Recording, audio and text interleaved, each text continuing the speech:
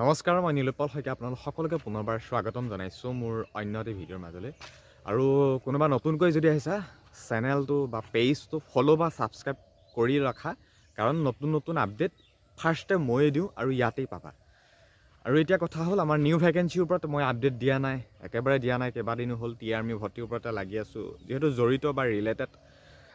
বাকী সময়ো এইখিনি, বাকী সেই হিচাপতো মই পুলিচৰ নিউ ভেকেঞ্চিক লৈতো আপডেট নিদিয়াকৈ থাকিব নোৱাৰোঁ। তেওঁলোকৰো মোৰ যথেষ্ট ভিউৱাৰ্ছ ছাবস্ক্ৰাইবাৰ আছে, তেওঁলোকে বিচাৰি থাকে এই 202টা পষ্টৰ আপডেটনো কি হ'ল, এতিয়ালৈকেনো কিয় জইনিংটো হোৱা নাই, এনেকুৱা ধৰণৰ বহুখিনি কথা তেওঁলোকৰ মনত সৃষ্টি হৈ আছে। আৰু এইটো মানে এইটো সময় কণ্ডিশ্যন, এইটো হ'বই, টেনশ্যন থকাটো স্বাভাৱিক। কাৰণ যেতিয়া এডমিটখন অহা নাছিলে, এডমিটক লৈ টেনশ্যন, পষ্ট নাহোঁতে পষ্টক লৈ এতিয়াও টেনশ্যন কিছুমানৰ।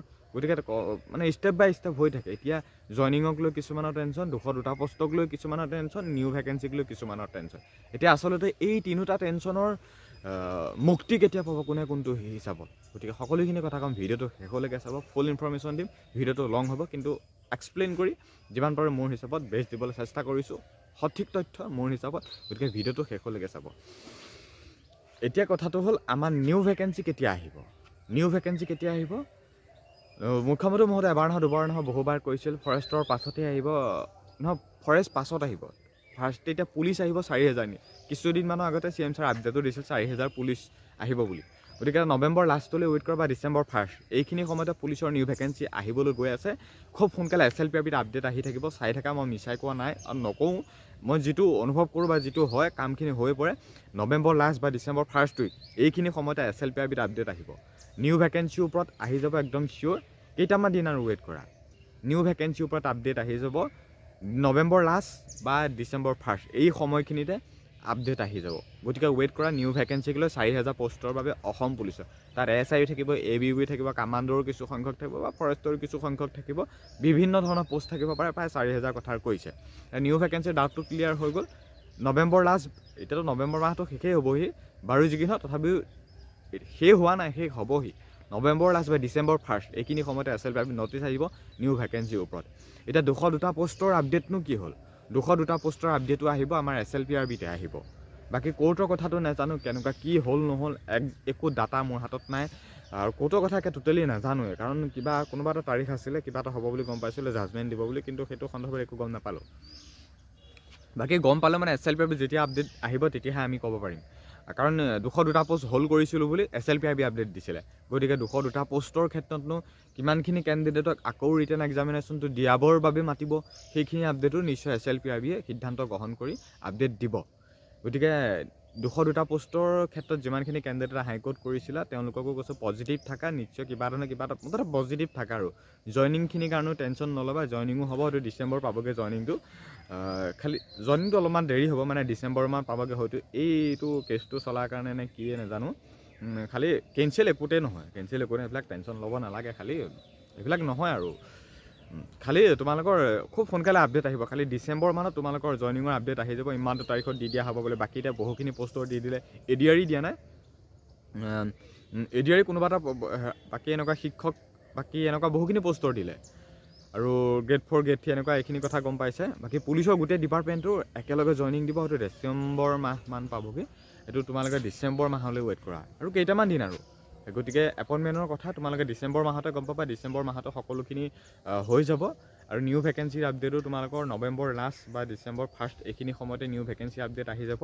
আৰু 202টা পষ্টৰ আপডেটো এইখিনি সময়তে আহি যাব। আৰু কেইটামান দিন মুঠতে ৱেইট কৰা, এটা মাহ নালাগে, অলপমান দিন ৱেইট কৰা।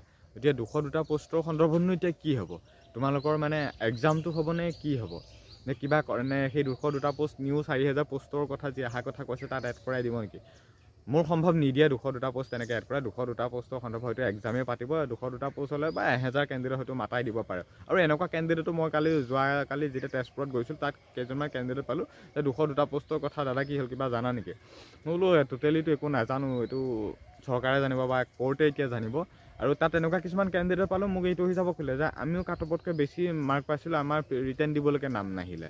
বোলো তোমালোকৰ হাইকোৰ্ট কিয় নকৰিলা? কৈছে এনেই নকৰিলা, আৰু তোমালোকতো কৰিব লাগিছিল এতিয়া বহুখিনিতো 200 কিমানজনে কেণ্ডিডেট কৰিছে আৰু নাজানো সেইটো কথা তোমালোকেতো কৰিব লাগিছিল মানে কাটঅফতকৈ তেওঁ মাৰ্ক বেছি আছে তেওঁ নকৰিলে এতিয়া মোক সুধিছে এনেকুৱা মইতো এতিয়া টোটেলি নাজানো তোমালোকে কৰিব লাগিছিল গতিকে তেনেকুৱা বহু কেণ্ডিডেট আছে তেওঁলোকৰ কাটঅফতকৈ বেছি মাৰ্ক পায়ো নাজানো ক'ৰলৈ কি কথা খালি মোক সুধিছিল আৰু মোক চিনি পাই পাবে বাকী বিশেষ ইমান একো ক'ব নিবিচাৰোঁ খালি 202টা পোষ্টৰ ক্ষেত্ৰত এক্সাম হ'বনে কি হ'ব একো টোটেলি মানে একো ক'ব নোৱাৰিম খালি মোৰ সম্ভৱটো এতিয়া 202টা পোষ্টৰ ক্ষেত্ৰত ডাইৰেক্টলি যদি ক'বলৈ যাওঁ মোৰ মতেতো এক্সামেই হ'ব সেই যিমানখিনি কেণ্ডিডেটৰ ক্ষেত্ৰত কিবা অকণ খেলি মেলি হৈছিল বা প্ৰমাণ বা প্ৰুফ পায় বা সেইটো হিচাপত যিটো লাষ্ট এটা জাজমেণ্ট হ'বগৈ মোৰ সম্ভৱ এইটো এক্সামেই হ'বগৈ সেইখিনিৰ লগত বাকী 1000 কেণ্ডিডেটমান মাতি দিব পাৰে মই যিটো অনুভৱ কৰিছোঁ আৰু বাকী নাজানিম কথা কেনেকুৱা কি হয় নহয় হয়তো এক্সামটো কাৰণ 202টা পোষ্ট নহ'লেনো কি কৰিব তেনেকুৱা নিচিনা কথা কাৰণ 202টা পোষ্ট ৰখাই দিলে সেইখিনি পোষ্টৰ পৰাই আৰু ৰখাই দিয়াৰ কাৰণে তাৰে কিছুমানত নামো নাহিলে তেনেকুৱাও কিছুমান কথা